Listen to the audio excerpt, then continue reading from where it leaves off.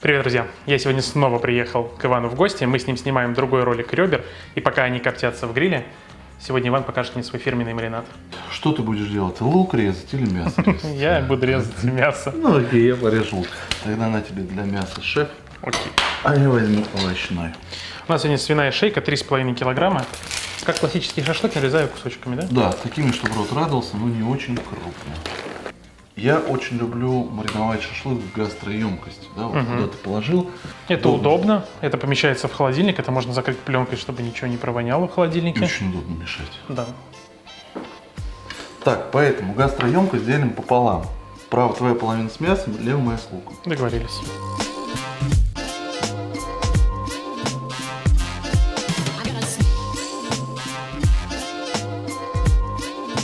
В общем, я уже плачу. Ты как? Я отлично. Я использую от веса мяса треть или половину лука. То есть, если у нас 3 килограмма мяса, то есть 1,5 или 1 килограмм лука. Вот тут, чтобы по объему примерно то же самое оказалось. Теперь специи в мясо. У меня есть вот такие замечательные специи. Они Это сделаны... Pit Grill и Royal Field Special Rub. Да, они сделаны для того, чтобы обсыпать пастрами перед копчением, корочку создавать. Но я нашел применение. Это офигенный маринад для шашлыка. Это дробленый перец И кориандр. Ну, все, что нужно мясо. У меня еще вот такие есть, давай туда их засунем. Сушеный базилик, черный перец молотый, крупного помола, сушеный томат. Класс. Все, что нужно мясу. Не хватает только соли. Но соль у нас на лук идет. Вот приятно работать с профессионалами, которые понимают, что как вкусно делать. Я пользуюсь классической формулой для посола. Это 1-1,5% от веса мяса. Тогда шашлык будет недосоленый. У нас же с тобой лук заберет, хлеб заберет. Воду мы будем добавлять еще? Воду будет. Ну тогда от массы да, маринада. От массы маринада, считайте. Ну, то есть у нас 3 килограмма мяса, килограмм лука, хлеба. Ну, где-то у нас килограмм 5. Да. Того нам нужно... Ну, 50 грамм это для тех, кто хочет досолить в тарелке. Да. И там чуть побольше, если посолонее. Солим лук. Теперь беру лучок и так перемешиваю. Массаж. А шашлык будем мешать ты правой рукой, я левой, вдвоем. Как леди и бродяга мультик. Вот покажи какой-нибудь новогодний рецепт или еще что-то, пожалуйста. Какой кайф приехать на Новый год на дачу, кругом снег, елки, вот эта вот атмосфера Нового года и хороший вкусный шашлык. А еще мне знаешь, что нравится, когда много снега, вокруг гриля или мангала начинает таять снег, и так прям пещера образуется. Да. Так, ну мы же про шашлык сегодня собрались. Вот на такой объем я беру 3 корочки хлеба. Это дарницкий хлеб, я не знаю, как правильно называется. Для меня он серый. Ну да, серый. Серый хлеб, ржаной. Сюда добавляю воду. И его разминаю. На полчаса. Начал отдавать сок. Блестеть. Ну как, я один помешаю или вдвоем? Давай ты. Чуть-чуть прижимайте, разминаете. Так, ну мне нужна будет твоя помощь. Да, заводим сюда хлеб. Я его отжимаю или прям Не, с прям водой? так, прям с водой, прям выливаю сюда.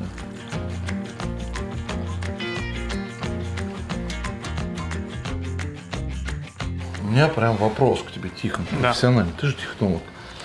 Почему завтра этот шашлык будет мягкий? Ну, по идее, когда хлеб выбраживается, работают всякие молочно-кислые бактерии и дрожжевые, но действительно в выпеченном хлебе нет. Но в то же время, опять же, если мы делаем квас на хлебе и оставляем, то брожение начинается. Все равно так или иначе есть какой-то сахар. Дрожжи везде есть, на руках на нашем дрожжи есть. Поэтому все равно идет ферментация. И плюс любое мясо, оно даже если полежит и повисит, у него есть естественная усушка. То есть в массе мясо теряет после убоя какой-то процент своей массы. Добавляя воду, и какое-то время даем постоять, начинается физика. Воды нужно добавить столько, чтобы покрыть все мясо водой. Специй и соли у нас достаточно, ничего не разбавится. Все, тихо, спасибо. И оставляем шашлык на сутки. Ну, я человек продуманный. Да, и у нас есть Я запас. то же самое сделал вчера. И у нас замена. Давай. Опа. Волшебным образом появляется новый таз с шашлыком. Как тебе на второй день по запаху? По аромату потрясающе. И кориандр намного лучше раскрылся. И мясо, смотри, оно стало прям мягкое. Ну, оно уже начало готовиться. Оно местами уже даже посерело. Теперь берем томатную пасту. Но я использую протертые томаты. Перемешиваем. Вкусно, вкусно, вкусно, замечательно, да, Лёх? А у нас сейчас новая фишка. У нас сейчас пишите лайки, ставьте комментарии. Да все, достаточно. И оставляем его еще на час. Я достал его из холодильника, он холодный, да, он как раз согреется. Томат начнет впитываться и начнем жарить. Отлично.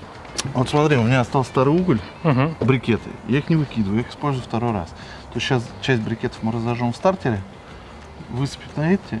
У нас будет очень много брикетов по низу, и весь шашлык мы пожарим равномерно.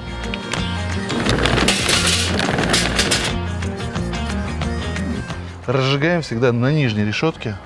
Просто я видел деятелей, которые разжигают на верхней решетке. Это означает, что мы просто решетку убьем. Температуру Я горения. так по неопытности первое время делал. Да? Но зато красиво смотрится. Да. На кубике стартер. Скоба вне гриля. Всегда. Всегда. Для того, чтобы можно было взять за ручку, за эту скобу и просто перевернуть. Тогда вы не обожжете руки. Смотри, они идут по номерам. Мясо просто очень мягкое. Так, а я возьму зелень. Зелень. Много зелени. Томатную пасту. У меня есть сухая джика. Как тебе на запах? Великолепно. Вот с хасунели пахнет. Пожитник. Да, есть такое. 2,5 ложки чайной. Я еще отдельно добавлю черный перец.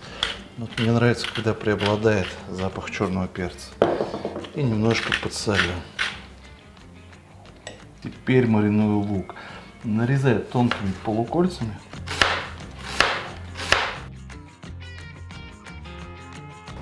Переворачивай.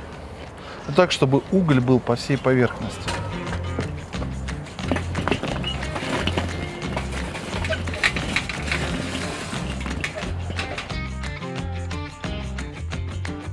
Так, устанавливаем вертел. Снимаем, ставим кольцо. И теперь вставляем шампуры. Все по циферкам. Все по циферкам. 1.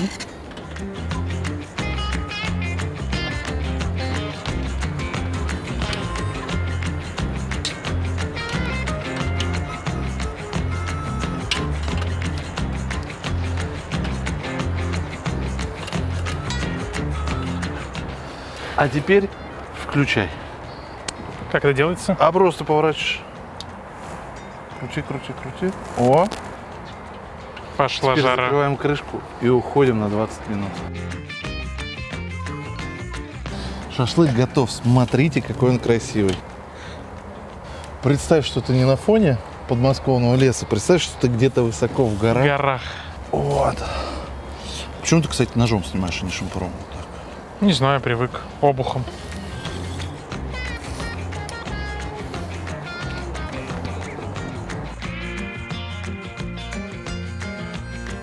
Скажи мне, как человек, который постоянно готовит и снимает, все говорят, какой у вас легкий труд.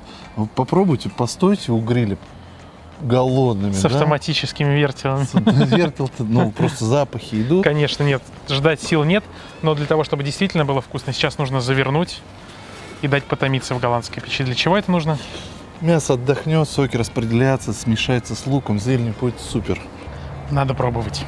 Здесь не надо ждать, не надо разговаривать. Я даже знаю, как это правильно делается. Вот так, лавашек.